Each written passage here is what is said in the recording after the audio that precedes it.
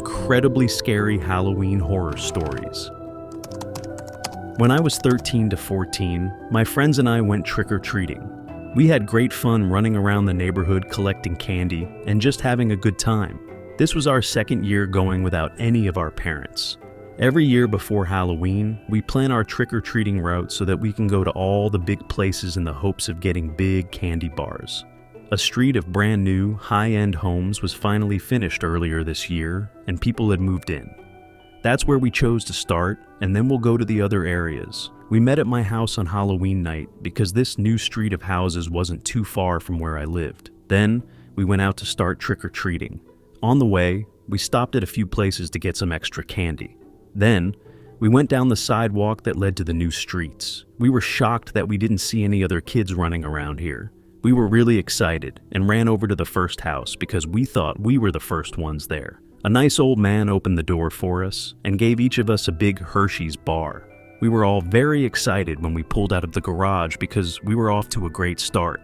They didn't answer when we rang the bell at the next door, the next, or the one after that. Every house on this street had a really big yard, so it took about 2 to 3 minutes to walk from one to the next. When about 10 houses didn't answer, we felt like we were wasting our Halloween here and not getting anything. But we could see the next house, and as far as we could tell, it was the biggest on the street. We decided to try that one first. The driveway to this house was really long and went to a circle driveway that was even bigger. As we walked up, I saw a woman looking at us through the small window next to the door, but as soon as I looked her in the eyes, she quickly turned away. I thought she was just waiting for trick-or-treaters. I was glad to see someone home, because that meant someone might have candy for us. When we got to the porch, I rang the doorbell. The door was opened almost right away by a woman, and behind her stood the same older woman I had seen through the window. Trick-or-treat made them both smile, and when she opened the door wider, she saw a big round table set up in their large entryway. There was almost every kind of food you could buy in a store on the table.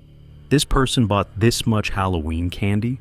I don't understand it, but with this house, I guess it makes sense.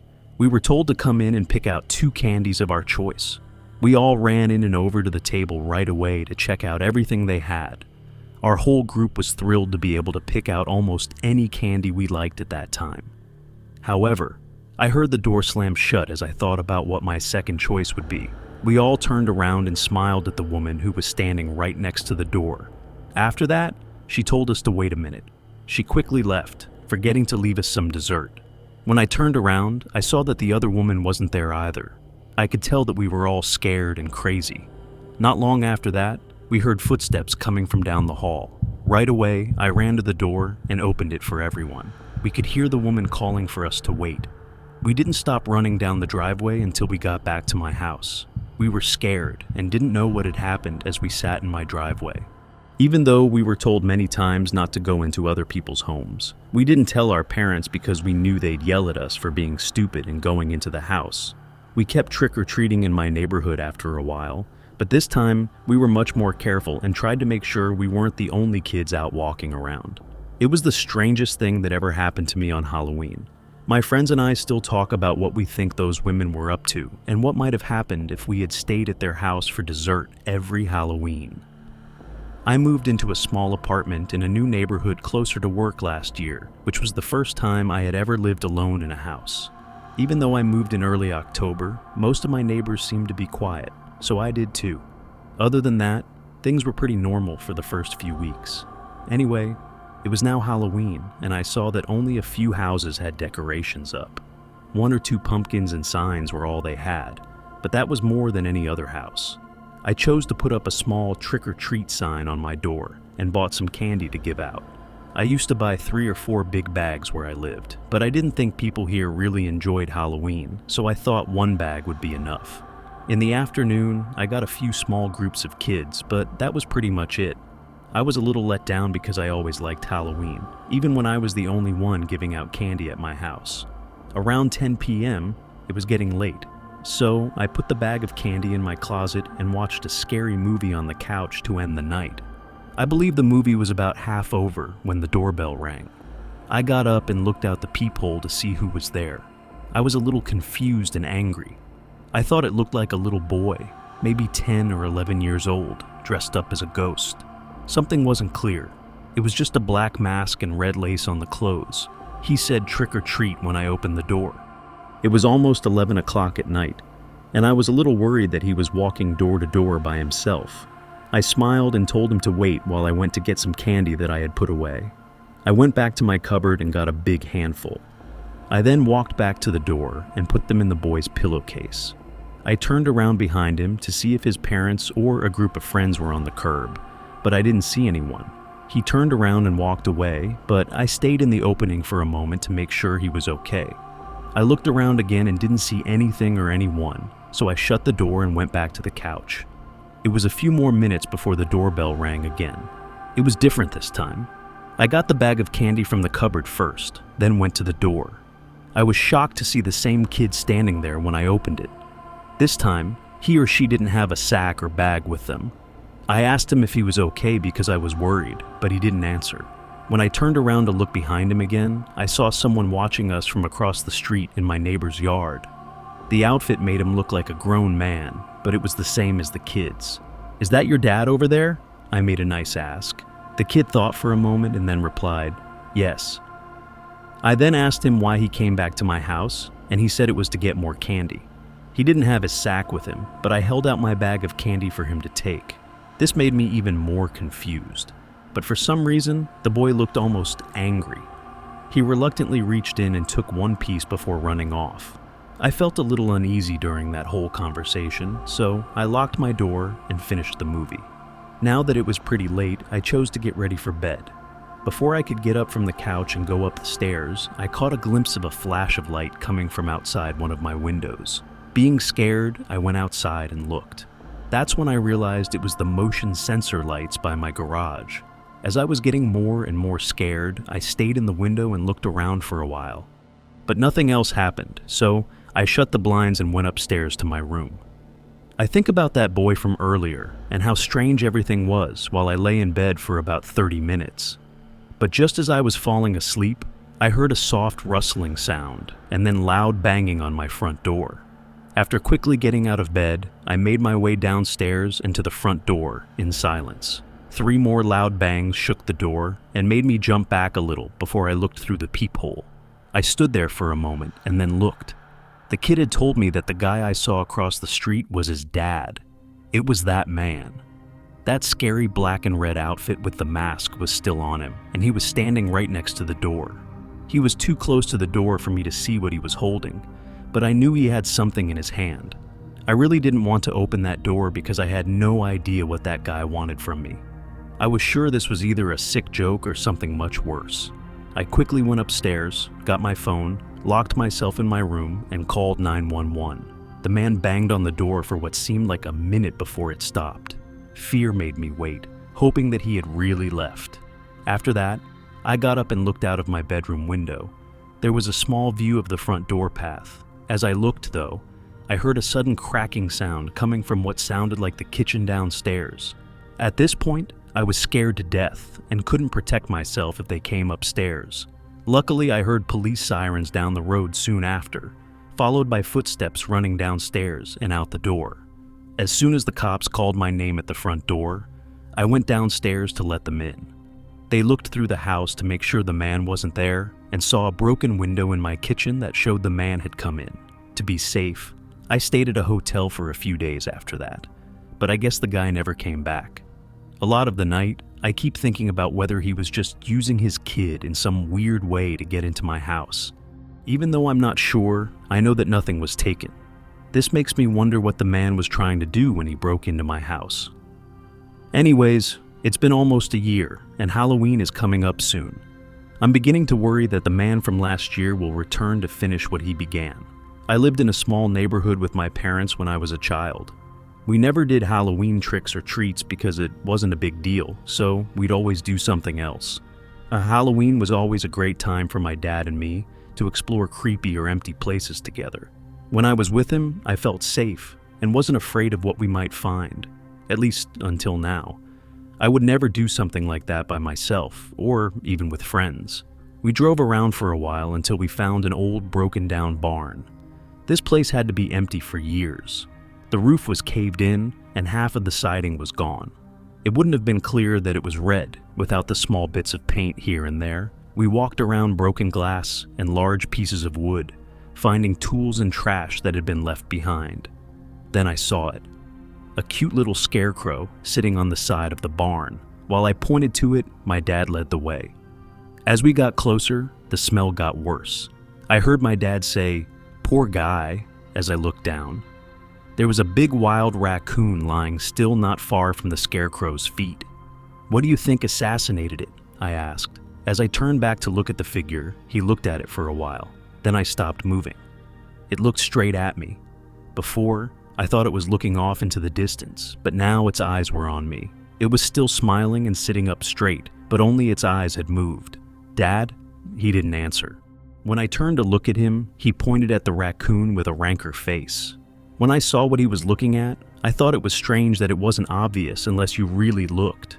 Usually when something like that happens, there's a big mess or something. I didn't mean to, but I looked up at the figure one more time. The thought that it was still looking at me made my stomach drop. Its once raised eyebrows were now furrowed, and its smile was gone. Then I saw the bloodstains all over its clothes that were coming through them. I felt sick, and until my dad put his hand on my shoulder, I was really dizzy. He said, "Probably just a coyote," and then he led the way out. I felt better after hearing what he said, but I wasn't sure if I believed it. As we left, I turned around to look at the dummy again. It was exactly the same as when we found it. It was smiling and staring off into the distance. Because I wasn't sure if what I saw was real, I didn't tell my dad. I didn't want him to worry that I was seeing things and stop taking me on trips. I'm still not sure what I saw or if it was real. What scared me the most was that a few days later, my dad went back to draw the barn with my brother. When he got back, he showed me the pictures, but there was no scarecrow on them. Very scary horror stories for Halloween. I like scary things, and so did my friend Derek. Halloween was the right time for us to do something scary. We were both 18 years old, and Halloween was coming up soon. A few miles away, Derek suggested that we go to a diner that was closed down. At least from the outside, it didn't look like one of those old, run-down places. It used to be a restaurant that closed 3 or 4 years ago. The land was never bought, so it became a dump with trash and broken windows and other things. After that, on Halloween night, we put some flashlights in a small zipper bag and drove to the restaurant. We walked to the front of the place from where we parked on the street a few blocks away.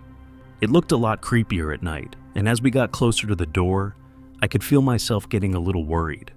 A small bike was leaning against the front window, which caught our eye.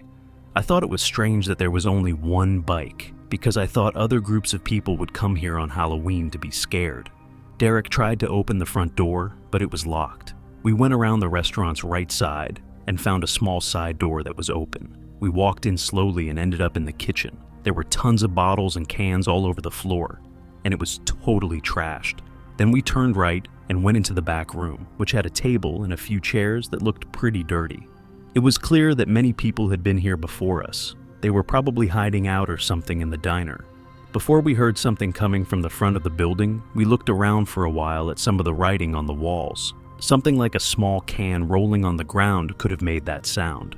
The two of us looked at each other, a little scared. But I guess that's why we went there in the first place.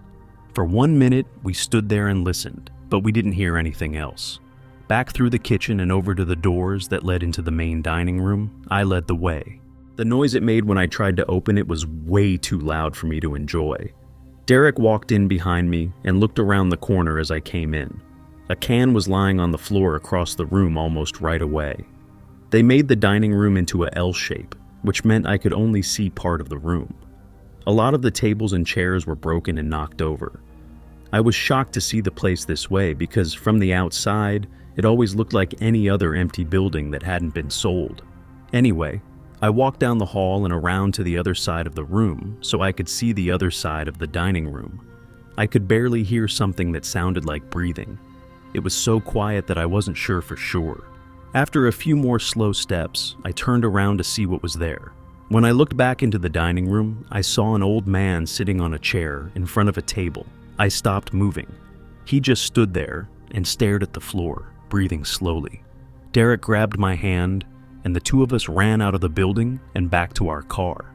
Derek had to drive us back to his house because I was so scared. The rest of Halloween night, we sat in his room and talked about what had happened and why we thought the guy was there. It's been a few years, but the man sitting there still scares me every time I think about what happened and see him. I have no idea what he was doing by himself there. Story 2. Since I was a kid, Halloween has been one of my favorite holidays. I just like the idea of getting scared during the fall and watching scary movies. I was 22 years old at the time and lived in a small one-story house with my friend Alex. Around 9 p.m. on Halloween, all the kids were pretty much done trick-or-treating, so I put all the candy away and turned off all the lights. After that, we both went to watch some scary movies. After the movie was over, I told Alex to find us another one to watch while I went to the kitchen to get some snacks. I thought I saw something move by the sliding glass door that went to the backyard as I walked into the kitchen. After being startled for a second, I walked closer to the door but didn't see anything else. I made sure it was locked and then went to get some popcorn before going back to the couch. We both heard a thud from the garden right as Alex started the movie. After looking at each other, we both went to the kitchen and the back door. I opened the door, turned on the light on the back porch, and peered out. It would have been easy to tell if someone was in our small yard with the fence around it, but I didn't see anything. It must have been a neighbor, we both thought. I shut the door and we kept watching the movie. In the middle, Alex got up to get some water. A short time later, I heard him say to me from the other room, "Dude, someone's here." His voice showed real fear, and I felt a little scared right along with him. I went over to him and asked what he saw. He told me that as soon as he walked into the kitchen, he saw a man run outside and past the sliding door. I told him it had to be a stupid Halloween joke, even though I was still scared. I think a part of me said that to feel better, but it didn't last long. The front doorbell rang just a short time later. Alex followed me as I went to the door and peeped through the crack. A man in dark clothes and a white mask was standing on the porch. I could also see that he was carrying a pillowcase. It looked like he had a bag full of candy in it. He didn't move or look around. He was just staring at the door. I had no idea what to do, so I let Alex look. Then we both chose to ignore him and see if he went away. For a few minutes, we waited on the couch and tried to hear anything by just sitting there in silence. Then I got up and looked again. The man was gone, but his full pillowcase was still on the steps. "Let's just call the police." I agreed with him. "This doesn't feel right." So, we went over to get my phone from the couch. However, as I went down the hall, I saw the man standing with his mask on against the back door that slides open. When I yelled for Alex, we both ran to my room and locked the door. Alex took out his phone and called 911, and I moved to a table in front of the door in case something happened. I didn't want to take any chances because we were both scared. The guy started beating on our window again not long after that, and I could hear him trying to open it from outside. We had only lived there for a few months, and neither of us had ever touched the windows, so I had no idea if they were locked or not. The man ran away when Alex pulled back the curtain. The windows were locked, which was good.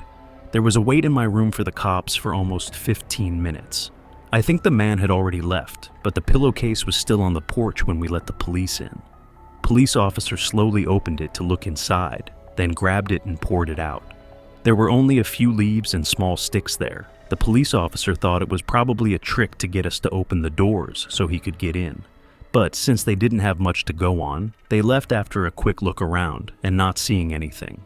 We were still scared about what happened, but nothing else happened that night or the next day. We still left a few months later though, because we didn't feel safe in the house after what happened. Story 3. In my town, there is a Halloween show every year in the last week of October. It's mostly just a bunch of Halloween-themed things to do, like scary corn mazes and spooky houses. It gets my friends and me in the Halloween spirit, so we like to go there before we go trick-or-treating. We met up there around 5, just like we do every other year. As you might expect on Halloween, it was pretty busy, but almost every feature had a line that was too long to wait in. The only thing with a short line was the corn maze, so we looked around for a while. I always felt strange when I was in a corn maze. It might have been the way you always feel lost and can't find your way around after a while. Anyway, we stood in line for a while and then went into the maze. There were some scary scarecrows and other props set up, which made it more fun than a normal corn maze. But after about 10 minutes, it got boring, and it felt like we were going around in circles. Around one point, we ran into an older man dressed as a scarecrow. He didn't say anything, but walked right by us. A few minutes later, we ran into him again. First, I thought it was part of the draw, but then I thought it was strange that he wasn't trying to scare us.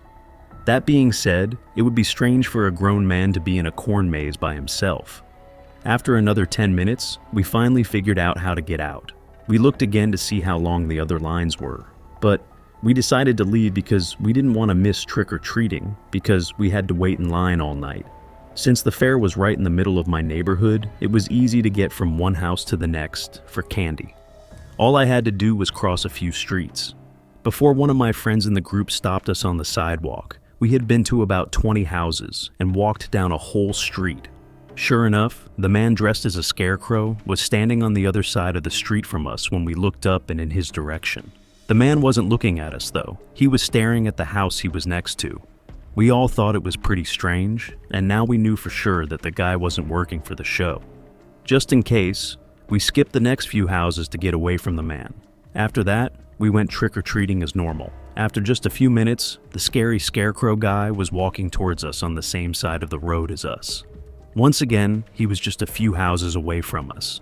We were sure by now that something was wrong with this guy. We quickly went down to the next crossroads and turned left. He might have been able to see where we went, so we ran as fast as we could to the next turn and made a right. We were all a little scared by this point, and we had no idea what this guy was up to. It was creepy though. The house of a friend of mine was right ahead though, so we thought we'd check there for 30 minutes to make sure he wasn't there before leaving. We were inside for about 10 minutes before we heard a soft rustling sound coming from outside one of the windows in the room we were in. We all looked at each other, scared of what we might see if we moved the curtain from the window. Finally, I slowly got up, walked over, and peered through it. Just a few feet away from the house, the man stood with something in his hand and stared out the window. But I moved away too quickly to fully understand what I saw. It looked like a hammer or a wrench. My friends knew what was going on, so we called 911 to report the guy who was following us. After that, my friend called his parents to tell them what was going on. It took 5 minutes for the cops to show up. During that time, we didn't see or hear anything else. But as soon as we heard the sirens, we all heard footsteps leaving the backyard. When the police arrived, we told them more about what was going on, and they told us that the guy in the scarecrow outfit had been bothering other people at the fair on several occasions.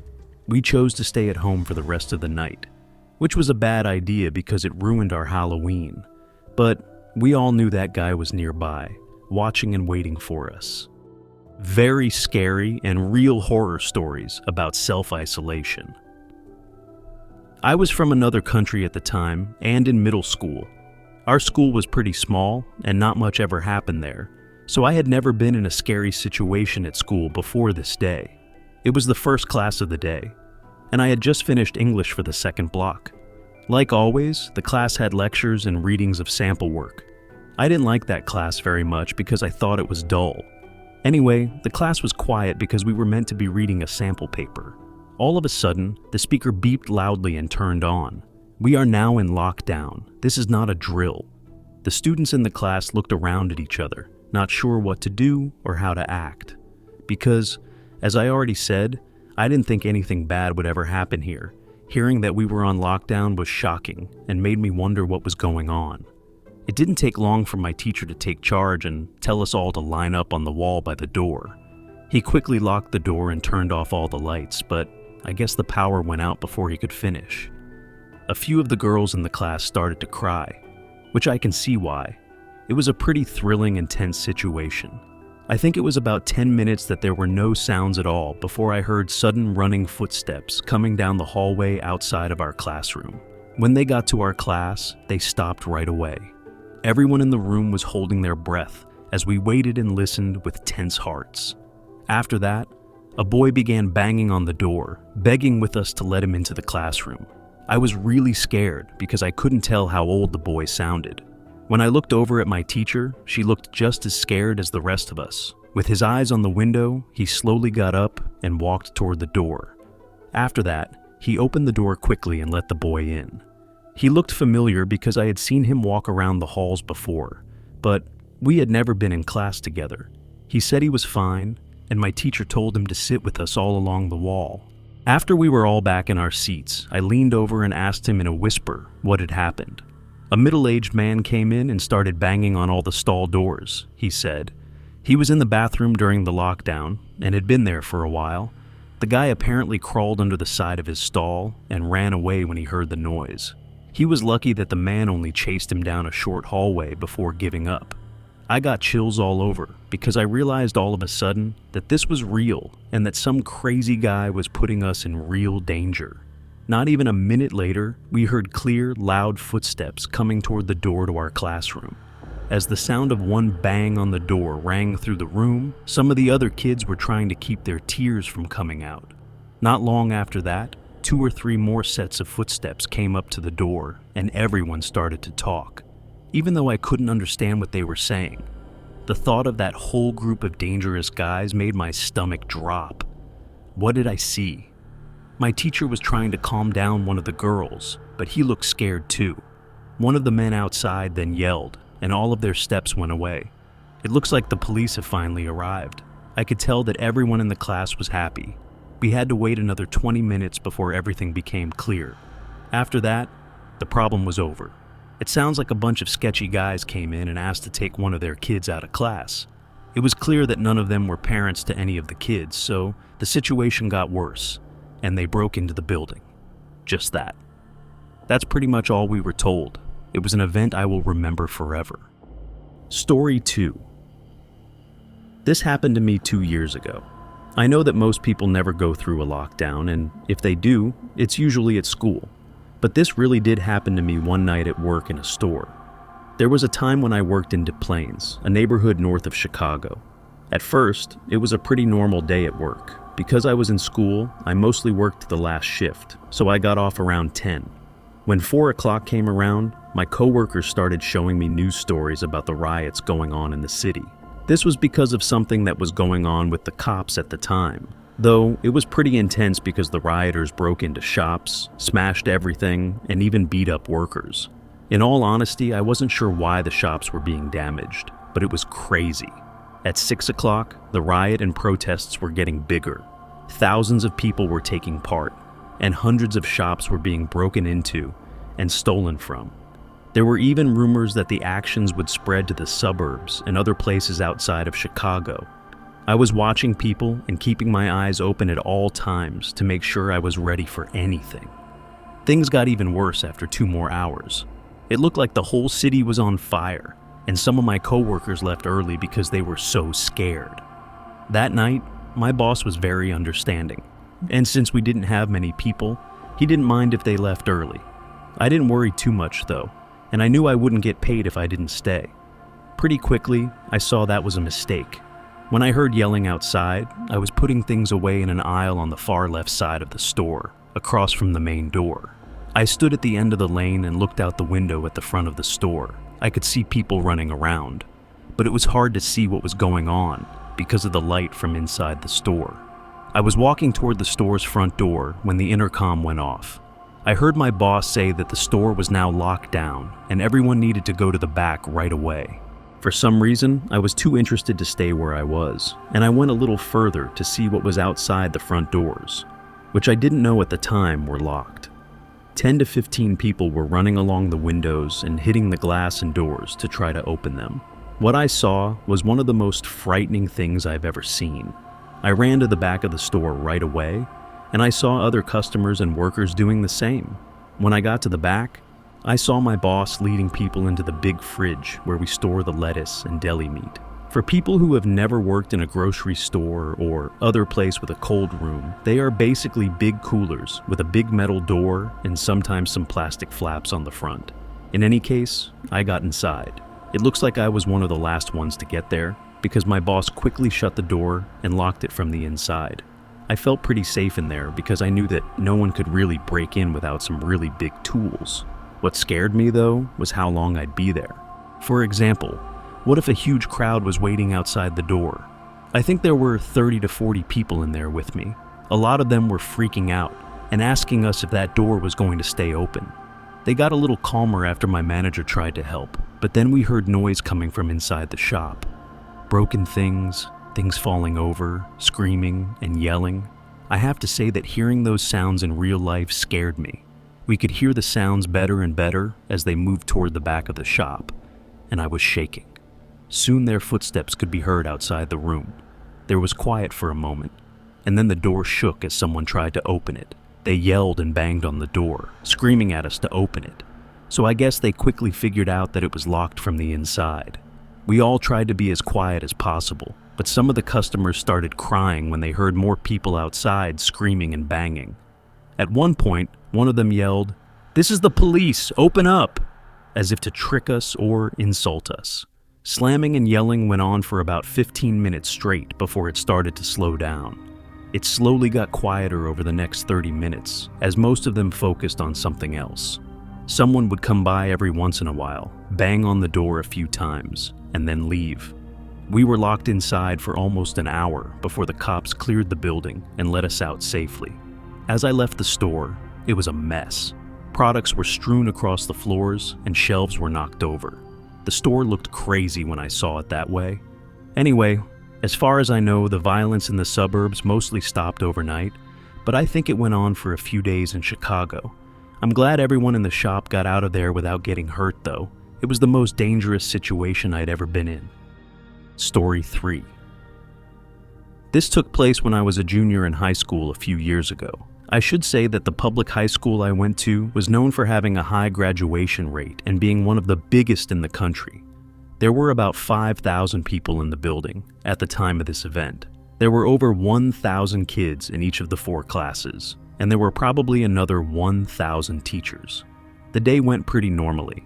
It began like most lockdowns do, I think. As usual, I had all of my classes in the morning. After lunch, I began the second part of my day. In that moment, I was in physics class, and our project took place outside.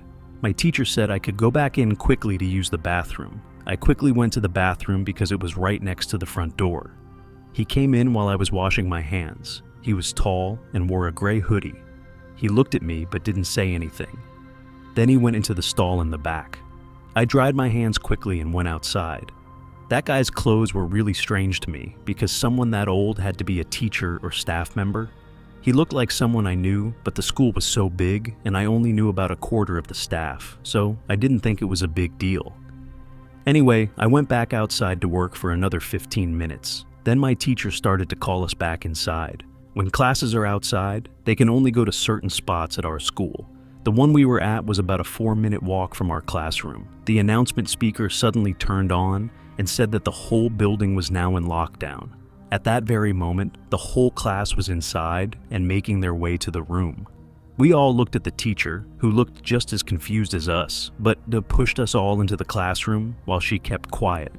While we were on our way, another teacher saw us in the hallway and offered to let us use their big, roomy classroom. We all rushed in and sat against the wall while the 2 teachers talked about what was going on. While I was sitting there, I couldn't help but think about the man I saw in the bathroom and wonder if that was why we were all locked down. The thought of how close I was to him gave me chills. After sitting there in silence for a short time, we heard soft tapping on the window outside. As the tapping went on, both teachers waved for us to be quiet. After that, we heard slow steps coming down the hallway towards our classroom door. A man yelled, "It's okay, I know there are a lot of you in there. Just open the door for me." After a brief pause, I and most of the other people in the class started to feel scared. He might have been able to hear the loud crying from the room now. The man outside the door became more angry and began screaming and yelling at us as he banged on the door.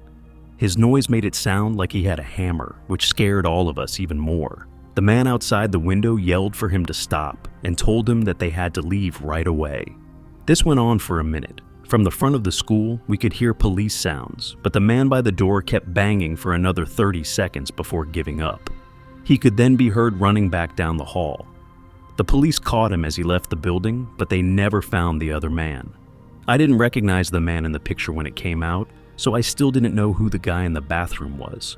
But I've always thought he was the second man outside the window that they never caught. The main idea behind the crime was that they were trying to break into the science classes and steal the expensive gear, but I don't think that was ever proven, so it's still a mystery. Horror stories about being alone at night. Back when I was in my late teens, I worked at my dad's restaurant. Anywhere in the neighborhood, it was open until 2 a.m. every night. When I was in high school, I only worked after school until 8 o'clock. But when I graduated, I started working the late jobs to save money for college. It was surprising how busy the place was at night, right up until it closed. People mostly came in to pick up online orders, but sometimes groups of friends would hang out at one of the tables while they ate.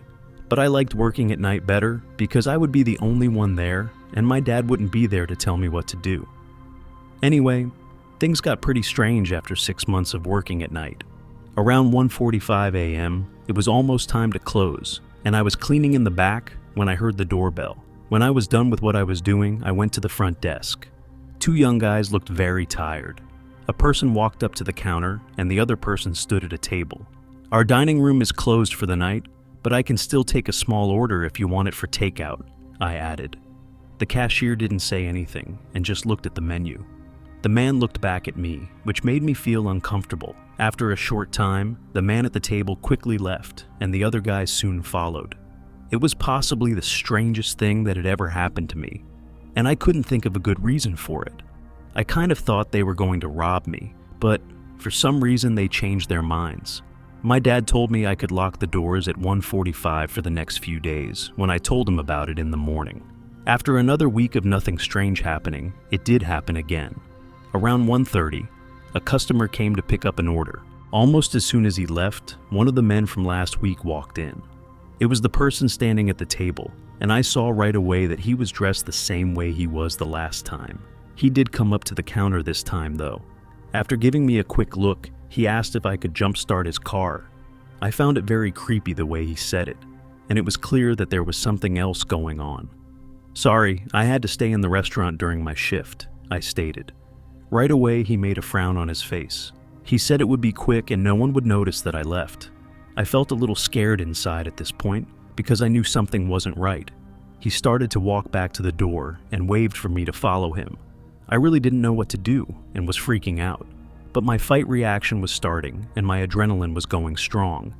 Another thing to note is that I'm not a very big guy, but this guy was a lot bigger than me. I was also pretty sure that the other guy was close and would probably jump me if I didn't do what he said. But I thought I was going to lose anyway, so I chose to fight. I stood my ground and took a pair of scissors from behind the bar. When he got to the door, the man turned around again. This time, he looked angry and told me to follow him. Right then, there was a loud bang from behind me, and then the back door slammed open. The guy saw me and ran back outside as soon as he saw me back there. I quickly turned around and ran back to the front desk, but the other guy was already gone. Afterward, I called the cops and gave them the security footage, but it wasn't very good, so it was hard to tell who they were. Anyway, I'm still not sure why they didn't just attack me and rob the place. My best guess is that they were trying to rob the store without hurting anyone, so they ran away when they saw I was going to fight. I'm glad it didn't go that way because those two could have easily hurt me and made things many worse. Story 2. Because it was the only thing I could afford, I lived in a small room for most of my 20s. My apartment building was small. There were only 6 units because I lived alone. The people who lived there were mostly older, retired, and silent. When I needed to go in or out of the building, I didn't have to talk to any of them, which I liked because I'm usually in a hurry or just don't want to talk to people. Okay, so I lived on the top floor. The room next to mine had an old couple staying in it for almost 2 years before they moved out. To be honest, I didn't care because I never talked to them. But it was months before someone moved in, and it was 2 weeks before I met them. One morning as I was getting ready for work and making my lunch, I heard my neighbor open their door. After another minute, I realized I had not heard the door close. At first, I didn't think much of it. When I was ready to leave, I put my shoes on and closed my door. I saw right away that my neighbor's door was still open and that a tall man in his 40s or 50s was standing outside facing me. With a smile, he said his name. I gave him a fake smile and told him my name. Then I told him I had to go to work and walked past him. He did ask me to come in for a short time and have breakfast with him, though, as I was leaving. I had just told him I had to go to work, so this was very strange. I told him I was sorry and went down the stairs and out of the building, and while I was at work that day, I thought about how strange it was. When I got home, I was lucky enough to be able to get into my apartment without any problems. But the next morning, there was a knock on the front door. Today I had to work, so I was really mad that I had to get up early. I quickly dressed and opened the front door. My neighbor was there, but for some reason, he was standing right in front of his open door. For some reason, he asked me to join him for breakfast again, but I politely refused and told him to not knock on my door so early. The man just stood there and didn't seem very happy with my answer.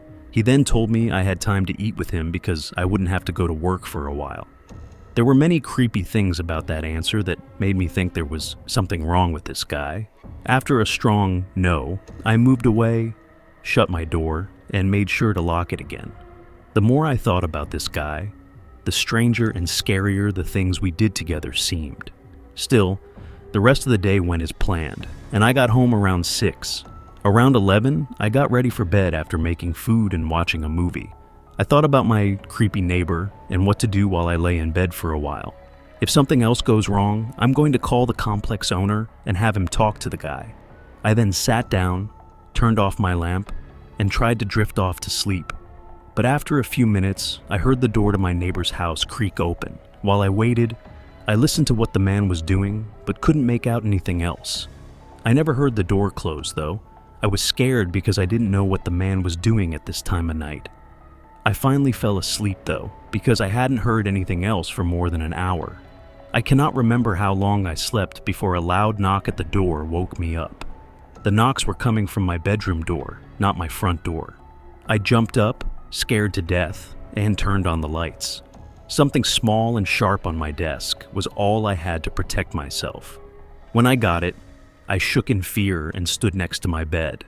Then I picked up the phone and called 911. I quickly left my room and opened the front door when they got there. I couldn't believe the door was even shut, but I told the police everything I knew about my worries about the neighbor. It was too bad there was no real proof of a break-in, because they couldn't do much. Something I heard was true, though, and I no longer felt safe in my room. That night, I called my sister, and she said I could stay with her for a few days. However, those days went by faster than I had hoped, and on Saturday evening I began driving back to my apartment. My mind told me that the guy had given up by now, so I tried to stay cool. Everything would be fine. I parked my car and went inside the building. The stairs were dark because the sun had just gone down. I went up slowly and tried not to make a sound so that my neighbor wouldn't hear me. When I got to the top, I saw that his door was shut.